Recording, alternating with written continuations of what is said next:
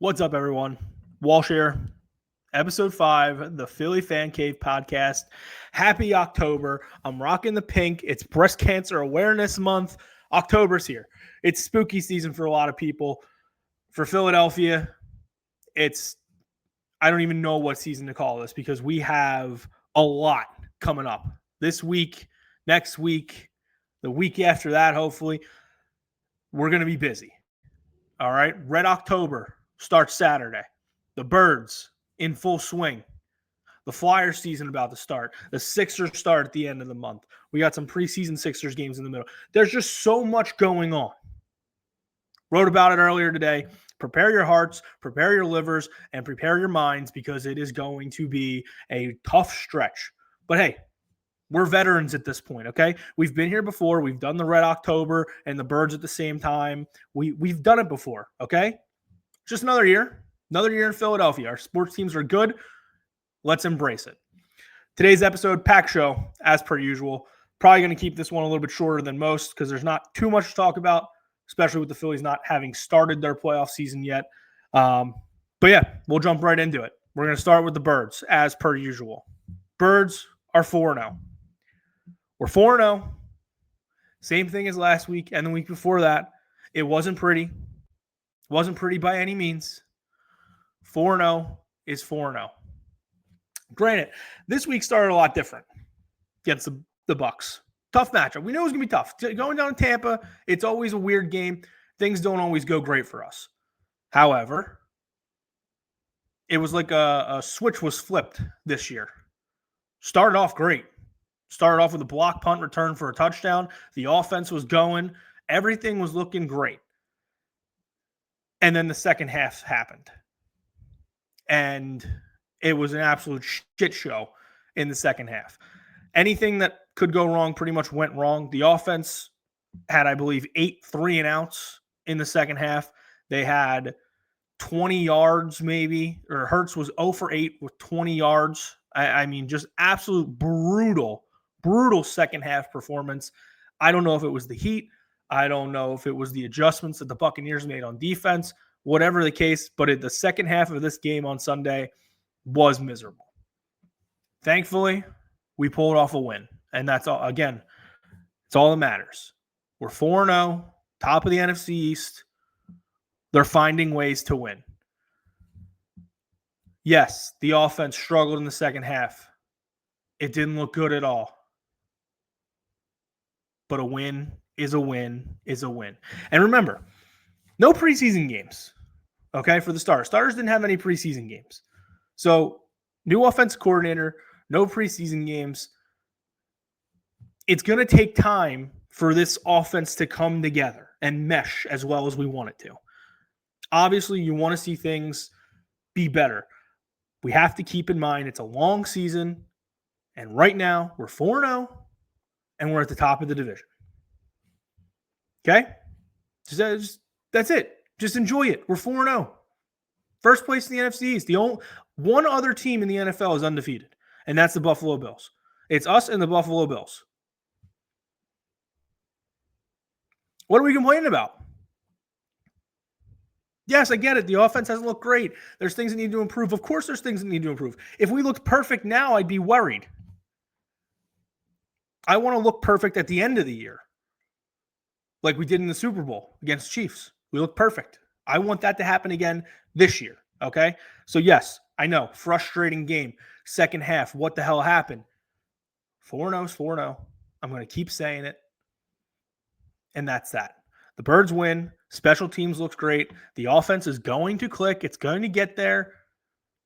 Just, it's going to take some time. Let's relax. Take it easy. Take a deep breath. Okay? If you would have said, coming into this season, you look at the Eagles' first 4 games, and you said, man, let's see if they can come out of there 2-2, maybe 3-1. They're coming out of that 4-game stretch to start the season 4-0. Cowboys, beat them. Chiefs, beat them. Bucs, beat them. Rams, beat them. 4-0 is 4-0. First place in the NFC East. That's it. Wasn't pretty. A lot of things that need to improve going forward.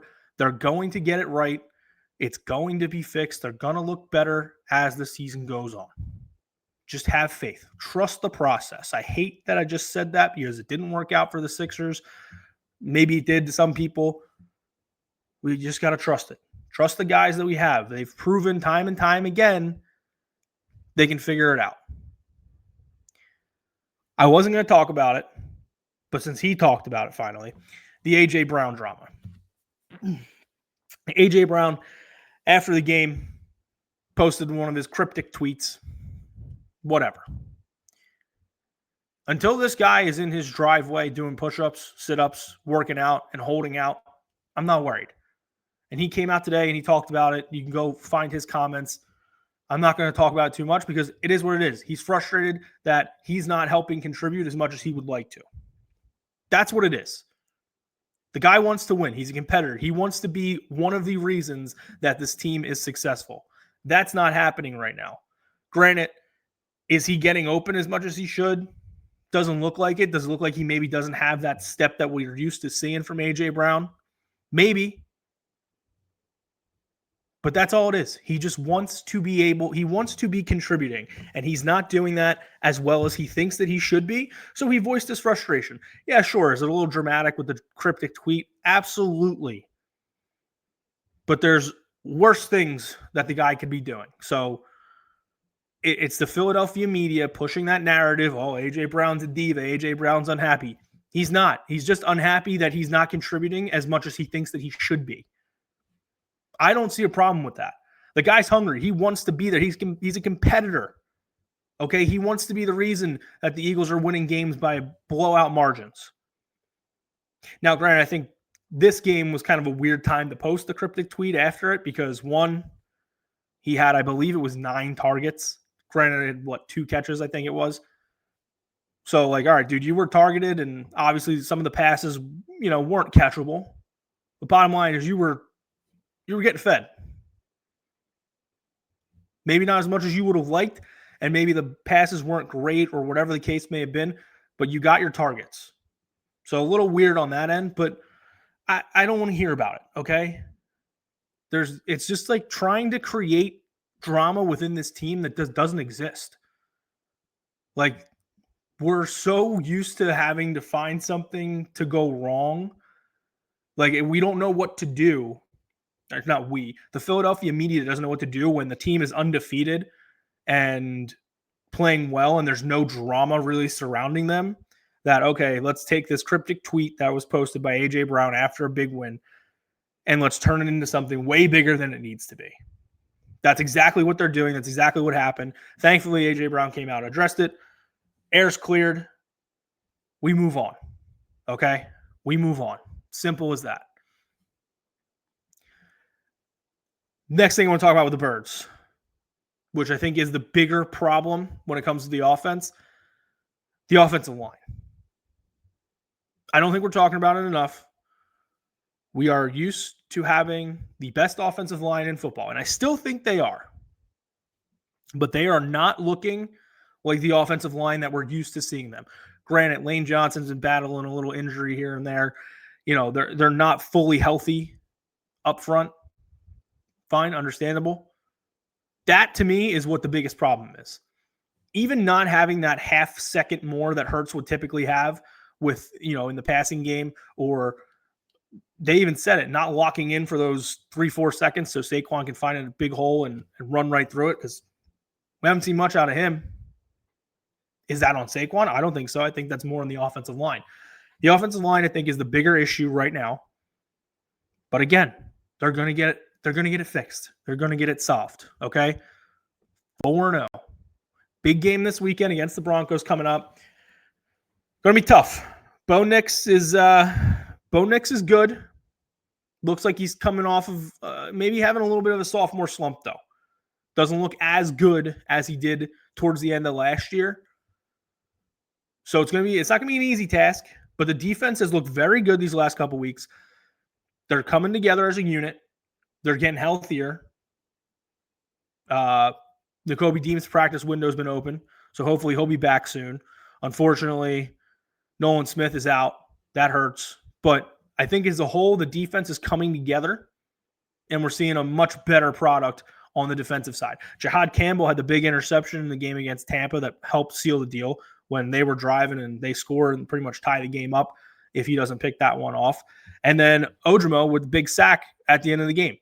So, I mean, look, defense is coming together. The offense is going to catch up. Everything's going to be fine. Tough game this week against the Broncos. Things don't get easier. It's going 5-0 is going to be tough. It really is. Denver's a good team. Sean Payton's a great coach. Eagles struggled against Sean Payton coach teams. I don't know. This week makes me nervous. I was nervous about the Bucs. My nerves were gone after the first quarter, and then they came back in the second half. I'm hoping being at home, another week under the practices and just another week of meshing together will lead to a very successful offensive game. I want to see the run game get going. I want to see Jalen Hurts taking off some more. I want to see Saquon busting a big run. That's what I want to see this week. And obviously you want to see the passing game get better. Want to see some different route combinations. Want to see A.J. Brown more involved. Want to see Devontae Smith. Dallas Goedert quietly having a very good start to this season. 2 touchdowns last week. Guy looks great. Pretty much, I guess we kind of could have expected this with a contract year basically for him. So love to see that out of Goddard. Again, I think the offense is going to get there. It's just going to take some time. Okay? It's going to take some time. We got to be patient. Let's reel it in here, Philadelphia. Reel it in. 4-0, top of the NFC East. Clearly, to me, I still think the best team in the NFC. Trying to think anybody that would really... We beat the Rams. We beat the Bucs. Those 2 teams right there. I mean, other than that, you look at the NFC. Does anyone scare you? Not really. I still think we're the best team in the NFC by far. And hopefully they continue to prove that, this week and then going forward. So tough week against the Broncos this weekend, but I'm confident they're going to get the job done, but I am a little nervous. But I'm still confident. So that's it for Birds Talk. Kept it short and sweet for this week. Didn't want to get too involved with the A.J. Brown stuff. And like I said, just going to keep preaching the same thing. Until shit goes bad, which it hasn't happened yet, let's stay calm. A win is a win is a win. We're 4-0 atop the NFC East. We move on to the Titans. Not much to talk about with them. They had an inter-squad game today as I'm recording Wednesday night, which, crazy enough, just saw this before I started recording. They sold more tickets for this inter-squad game scrimmage than the Guardians and Tigers postseason wildcard game sold. Philadelphia's a baseball town. I mean, my God. Basically just sold out Citizens Bank Park almost for a practice, for a scrimmage game. The Guardians and Tigers couldn't even get that many fans for a wild card playoff game. Still don't know who the Phils are playing, but it looks pretty much set at this point. Again, as I'm recording this, it's Wednesday night. The Dodgers game has not started yet. They are up 1-0 in the series. And they're gonna beat the Reds. I mean, it's the Dodgers are going to beat the Reds. I'm confident in saying that. I look, if I'm wrong, I'll be glad. Give me the Reds. Give me Cincinnati. Would much rather face them in the DS than face the Dodgers, because Dodgers are going to be coming in here on Saturday. Ohtani's probably going to be on the mound, especially if they sweep. They're going to be warm because they haven't had a week off. They just played 2 games. I'm nervous. The bye, a little PTSD from last year. We had the bye. We came in, played the Mets. And we know what happened. Different year, different Red October. The vibes they're still high, but I'm telling you, I'm nervous. So Saturday kicks off our big weekend/week in Philadelphia sports. Saturday, either 6:08 or 6:38, depending on whatever happens. Again, most likely going to be the Dodgers. Christopher Sanchez is going to be on the mound for the Phils. And if by all means, it is the Dodgers, which, again, like I said, they're up 1-0 on the Reds right now after winning Tuesday night. Wednesday night hasn't started yet. We got Red Sox Yankees on currently.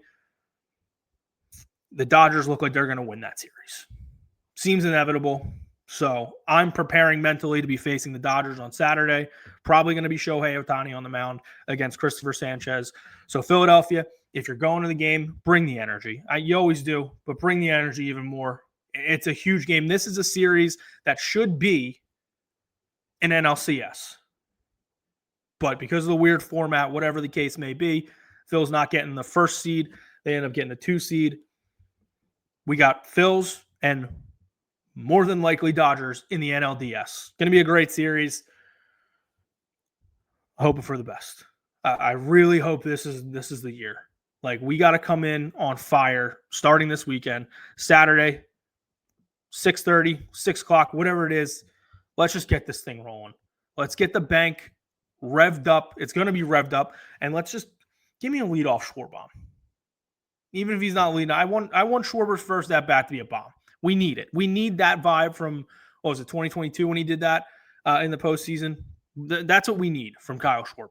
So excited. Huge weekend. Huge week coming up in Philadelphia sports. Phil's on Saturday. Birds on Sunday. Phil's again on Monday. Then we got Phil's again on Wednesday. Thursday, October 9th. Strap the fuck in. Strap the fuck in, Philadelphia. Phil's game 4, if necessary. Birds versus Giants, Thursday Night Football. And the Flyers kick off their season. I know, some people, oh, Flyer, who cares? I care, okay? Told you before, if you're the first-time listener, this is a Flyers-heavy show, okay? Not many Philadelphia podcasts are Flyers-heavy. This is going to be a Flyers-heavy one when the Flyers are in full swing. And that starts next Thursday night. The boys are back. I digress. Back to the Phillies. Huge week coming up. Like I said, DS starts on Saturday. Couldn't be more excited. Playoff baseball back in Philadelphia once again. Let's go, Phils. Like, just come on. Give me a good start to my weekend. Give me Saturday. Let me go into Sunday on a high, rooting for the Birds, coming off a big Phils win. And then let's have the Birds carry that over with a big win on Sunday. And let me carry that over to Monday. So the Phils, I have all this high energy, high hopes, all super excited from 2 big wins on the weekend. I take that into my Monday. It makes Monday a little bit better for another Phillies game and hopefully another Phillies win to go up 2-0 in the series.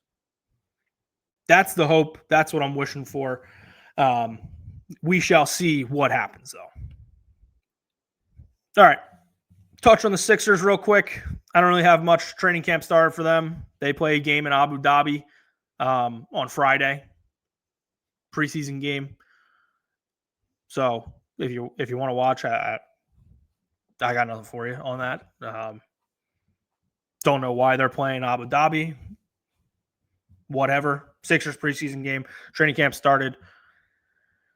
That's about all I have to say for the Sixers. I have nothing else to say on the Sixers. Sorry. If you were here hoping for Sixers talk, then clearly you haven't listened to this podcast at all, because the Sixers are our least talked about sport and sport team for Philadelphia. So now we'll get to something important. Philadelphia Flyers. Like I said, next Thursday they are back officially. First game of the season against the defending Stanley Cup champion Florida Panthers in Florida. Then they come home on the 13th to take on the Panthers in their home opener. So we're getting a heavy dose of the Stanley Cup champs early in the season. Preseason starting to wrap up. The Flyers roster is taking shape. They have 24 healthy players left as of today, as I'm recording this. So only one more roster cut expected to be made. And here's the players we have on the bubble. Couple forwards, Nikita Gurbankin, Ricardo Abos, and Jet Lachenko. And then we have Adam Ginning, Juleson, and Gilbert as the defensemen that are still on the bubble. Now, based off of what I've seen, I believe that Abos is going to be the final forward to make the roster. Could be wrong. But I think he's played his way in, to that final roster spot. I think they want to get another good look at Jet Lachenko for one more preseason game. So you're going to see him a lot on Thursday night. And here's the thing, too, with Jet. Still young enough. He has 9 games that he can play with the Flyers because what he played last year does not carry over. So he can technically play 9 games with the Flyers this season before they send him back to his junior team, if they decide to go that route again. I think they're going to get a good look at him on Thursday night and go from there. But as of now, as I'm recording this before the last couple preseason games, to me, it's Rodrigo Abels who is getting the final roster spot. We shall see. Now, the roster itself, we'll see. This is what we're looking at right now, and this is essentially what you can pencil into your opening night lineup. We're going to start with the forwards. Owen Tippett, Trevor Zegras, Matvei Mishkov. That's your first line. Your second line, because I'm pretty sure he's already made the team as well. We shall see. To me, it's going to be one of those. He's there. He's already on the team, but we haven't made it official yet, especially with the one more cut. But Nikita Gurbankin, Sean Couturier, Travis Konechny is your second line. Then we have Tyson Forster, Noah Cates, and Bobby Brink as your third line. And then your fourth line, Nick Delorier, Christian Dvorak, and Garnet Hathaway. Now, again, Abels, Lukchenko, still there, still possible to make the team. But that, to me, is what your opening night forward lineup is going to look like. We go to the defensive side of things. Cam York, Travis Sanheim, first pair. Nick Seeler, Jamie Drysdale, your second pair. And the third pair, look, I've seen a lot of Flyers fans talking about it. Emil Andre, sent back down to the Phantoms. Probably is a better option than Adam Ginning, Igor Zamula, Dennis Gilbert, or Julie Julson, however you say his name. I agree 100%. Emil Andre should be on this team to start. Unfortunately, he's not right now. So you're looking at a Ginning, Zamula, and either Gilbert or Julson as your seventh. Maybe they go 8 defensemen. I don't know. I hope they don't, but we shall see. And yeah, your goaltending is set, unfortunately. I mean, it's going to be interesting. Sam Ersson, your number 1, and Dan Vladar, your number 2. It's like beating a dead horse talking about the Flyers goaltending. At this point, it really is. Neither of those guys has really woed anybody in preseason. I think we're well aware as to what Sam Ersson is as a goaltender. Dan Vladar, who knows, maybe a change of scenery will ignite his career. I doubt it. But goaltending is going to be a problem for the Flyers this season. So when you're watching, and if you're trying to hop back in on the Flyers bandwagon, just know we don't have a goaltender. You got to know that going into the season because it's just not – it's not going to be good. It's really not. I'll be shocked if we don't see Kolosov as one of the first call-ups because of how bad the goaltending is to start the season. I really hope I'm wrong. I really do. And maybe Sam Ersson finds his game, and maybe Dan Vladar is a solid backup, solid number 2.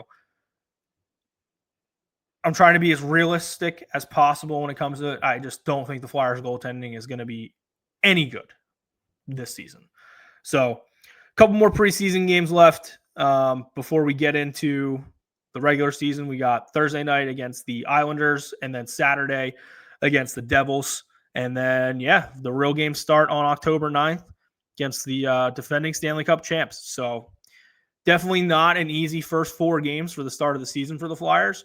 Goes Florida in Florida. Then we head down to Carolina, take on the Hurricanes. Then we come back home for our home opener, and we take on the Florida Panthers again. And then we have the Winnipeg Jets 3 days later. And then Minnesota comes into town for a Saturday night game. the Flyers realistically could start the season 0-5. Just being realistic. Anything can happen. Florida's battling a couple injuries. They just lost Barkov for the season. Kachuk's out until at least December, maybe January. So they're not fully healthy. Could benefit the Flyers, but they're still a great team. They're deep. They won back-to-back Stanley Cups for a reason. Winnipeg coming off a great season. They still have Connor Hellebuck in net. So, look, the Flyers' start of their season is going to be interesting to see how it goes because they don't have an easy schedule. The goaltending is shaky. New coach. There's a lot of things that can go wrong at the start of the season for the Flyers. So, if you are trying to get back onto the Flyers bandwagon and you want to start paying attention to them again, just know it could be ugly to start the season. Don't freak out. Don't jump off the bandwagon right away. 82 games. It's a long season. We got 84 next year now. 82 games. Just give them some time. That's all I ask. As a diehard Flyers fan, they are my number one Philly team, 1A, 1B between them and the Eagles. Just give them some time if you're going to hop back in. Don't be coming back on the bandwagon and immediately start shitting on them. Okay, we know people that have been here for the last decade know how mediocre they are and have been and how bad it's been. You don't have to remind us. We know. Okay, and we're well aware of what their issues are. So don't be coming back on like, all right, I'm going to pay attention to the Flyers this year. And after game one, be like, well, it's the same old Flyers. They still suck. I don't want to hear that, okay? Give them until like December, January. Then you can start saying, hey, it's same old Flyers. At that point, yeah, I'll probably agree with you. But right now, just see what happens, okay? I don't think they're going to be off to a good start. I don't. I really don't. The goaltending, I'm telling you, it's going to be a problem. You're a problem. Sam Emerson, you're a problem. You're a real problem. So, Flyer season starts next week in the midst of all the Philly sports happening.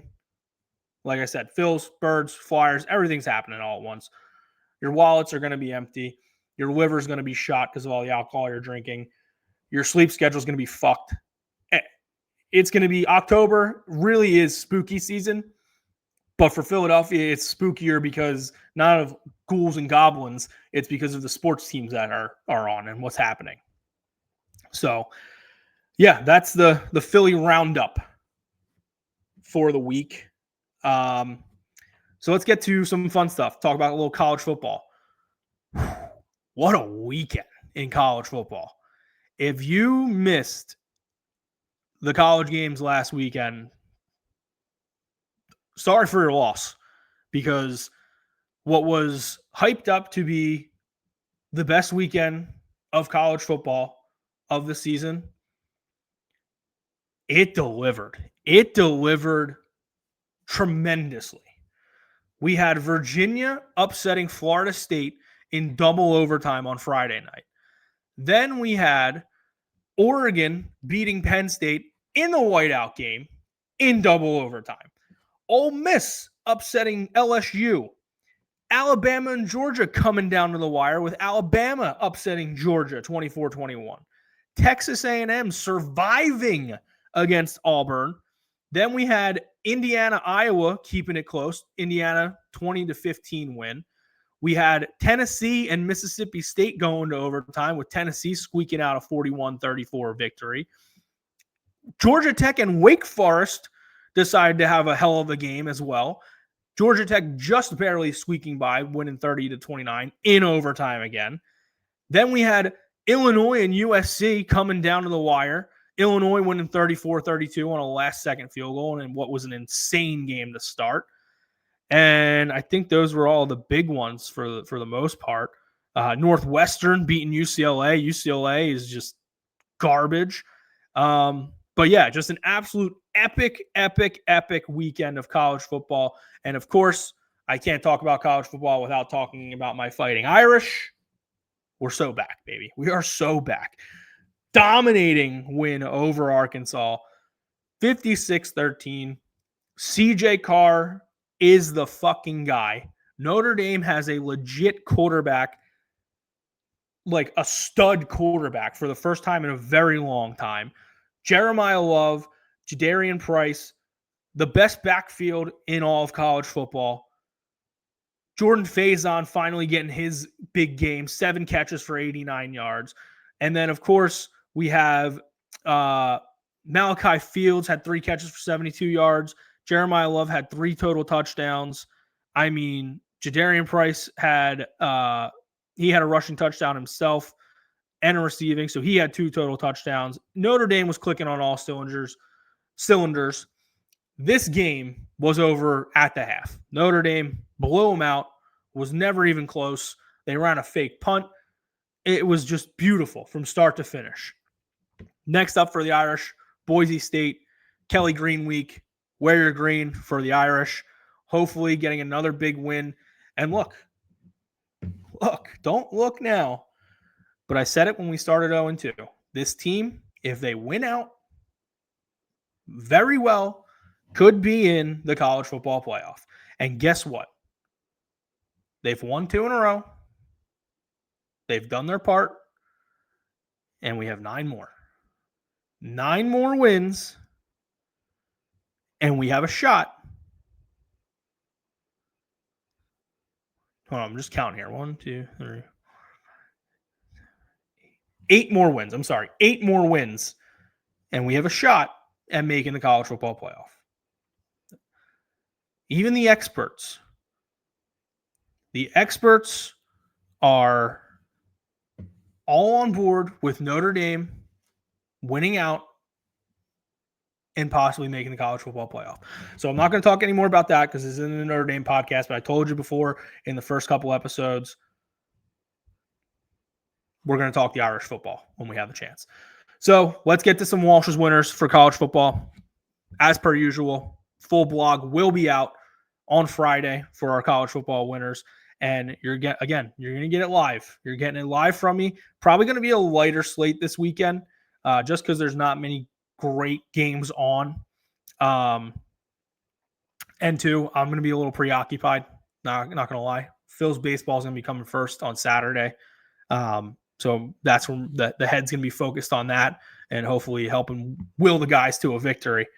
But just looking at the slate like right now, first one I love, Vandy, plus 10.5 against Alabama. Don't get me wrong. I know Alabama has turned it around from after their bad start. Diego, whatever the hell his name is, I always forget his last name, for Vanderbilt, the quarterback, he's a dog. Absolute dog. Do I think Vandy's going to win? I might sprinkle a little bit on that. I'm not going to. I might sprinkle a little bit Vandy money line, but I do love Vanderbilt plus 10.5. So we're starting with that. Vandy plus 10.5 is your first play.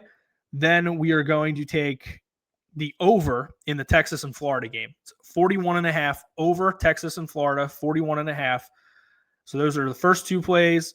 Let's see. I got to find another one. We got to have at least 3. I don't want to go too light on a college football slate, but again, just not much that I'm loving there. You know what? I'm going to even throw this one on there because Penn State's got to travel all the way out west. UCLA plus 24.5. Penn State doesn't impress me. There's a reason I took Oregon for the big Walsh last week. It slapped because fuck Penn State. So give me UCLA plus 24.5 against the Nittany Lions for your third pick. And we'll wrap things up. Let's go. We got to have a play in the Miami-Florida State game, right? I hate to say it, but we're gonna do it. Miami minus 4.5 on the road. Florida State, they've had their little magic at the start of the season. Miami is just going to be a way better team. That game, I think, is going to be a blowout. Hurricanes minus 4.5 against Florida State. Those are your college football Walsh's winners. As previously mentioned, the big Lewalski last weekend 2-0. Love to see it. Went 2-0. We are hot. And don't get me wrong, there's been downs, there's been ups. I've been trying not to get too confident. But we're hot right now. The big Lewalski's cooking. And we'll have plenty more plays for this weekend. I already gave you a couple of Walsh's winners for the college football slate. I'll give you some NFL ones as well. let's get to the NFL. Our straight picks for Walsh's winners, 12-3-1 on the week for the straight picks. That's where I just picked which teams I think are going to win. Obviously, we had the tie between the Cowboys and Packers, so there's a push. That's why we have the 12-3-1.